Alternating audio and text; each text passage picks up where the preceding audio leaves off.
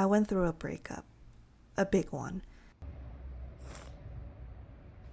And it's been about 4 months since everything changed.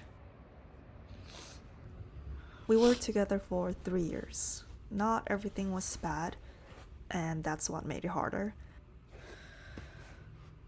But I started to feel like I was trapped in the relationship and didn't have room to grow. Something about it felt like it was holding me back from evolving, from chasing my dreams. I felt like I had been stuck in the same stage of life for too long. Obviously, there were other issues too, things that were out of my control, but towards to the end of the relationship, I was a mess. And I think deep down, I knew it was over before we ever said the words out loud. There wasn't a huge fight, just a slow realization. I think a lot of you who've been in long-term relationships will get this. It's never a big, dramatic breakup that makes you fall out of love. It happens gradually, quietly, until one day you realize you've done everything you can and there's nothing else to fix it. Both of you face the truth and you're just exhausted. It's weird how someone can be your whole world and then suddenly they're just not in it anymore. The first thing I did after it ended was to reach out to my best friends. They offered me a place to crash for a few nights and just gave me space to cry and talk it out. Mindy, you're not losing anything. If you think you're losing a lot by breaking up with him, you're not. Let me tell you this. But I don't have anything with me. Like, I don't have career, I don't have money. And I feel like if I do leave him, then I'm kind of alone in this world. But Mindy, before him, you were never alone before him. And also, before you dated Brandon, you loved doing things by yourself. I remember that, Mindy. 3 years ago, before you met Brandon, I still remember that Mindy, who was super independent, super courageous, super brave, loved doing things by herself. Do you not remember that Mindy? You got really comfortable, but you forgot about who you were before. Before, you didn't have a career. You what, like, were you super rich? No. But you still lived your life.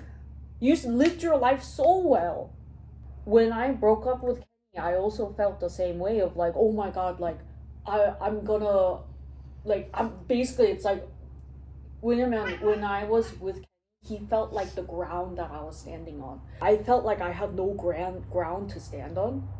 But look at me now. Look at me now. I'm so proud of you. And you're gonna do even better. You're gonna do even better. You're gonna do even better than me. One of my best friends, Daisy, sat me down and helped me talk it out. Her advice helped me so much. Ladies, listen to Daisy, please. I completely lost my appetite. I would stare at the ceiling until 4 a.m. I even cried while getting brunch outside with them. It was a mess. That's so ugly. That's not me.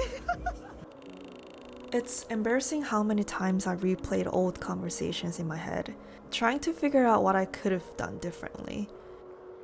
I felt guilty for leaving, but also guilty for staying so long when I wasn't happy. Grief is such a strange thing. You don't just miss the person, you miss the version of yourself who still believed it would last. A few days later, I caught a flight to DC to visit my brother. I had a work trip to the East Coast coming up anyway, so my plan was to stay at his place for a month. And let me tell you, it was bad. Being on a different coast, in a completely new space, the breakup hit even harder. I would stay up until 4 or even 5 a.m. every night. I still couldn't eat. And one day, this crazy idea crossed my mind. I've always wanted to move to New York. Maybe this is the moment. I don't have to compromise important things in my life anymore just to keep someone else comfortable. I don't have to please my partner anymore. I'm a free bird now. I can go wherever I want. So that night, I started browsing apartments in New York. The process of moving out was harder than I expected, not because of the stuff, but because it made everything real.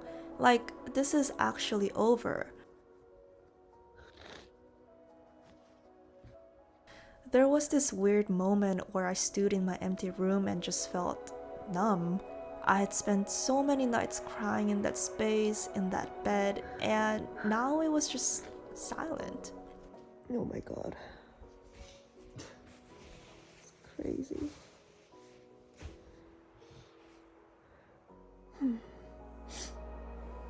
Letting go isn't one moment. It's not one box. It's a million tiny ones. Moving to a new city was exciting, but honestly, a lot of the time it just felt like starting over with a half-broken heart. But I've been trying. I poured my heart into decorating my new room. I try to stick to my routines. I make playlists that feel like hope. I've been journaling again, drawing when I feel overwhelmed. There's no big aha moment here, no glow up montage, just slow healing. It's been slow, but it's working. I'm learning how to do everything on my own again.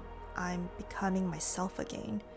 Wait, yo, wait. You passing dog?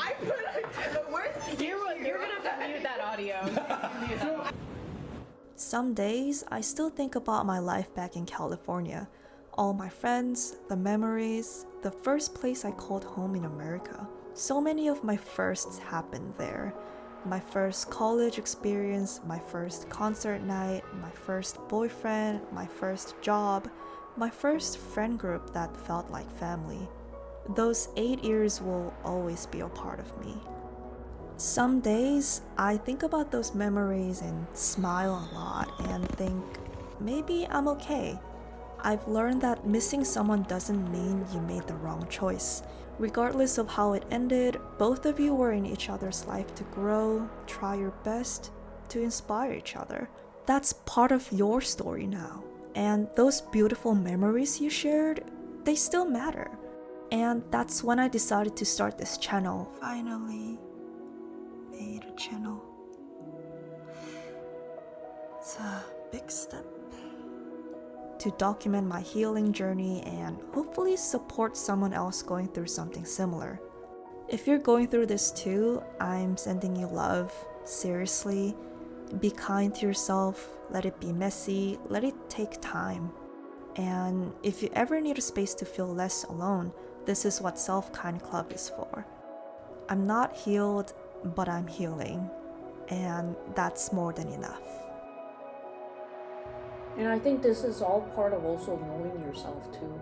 Relationships also teaches a lot about ourselves too. Everything will pass, you know. And I think that at the end of the day, you made the right decision.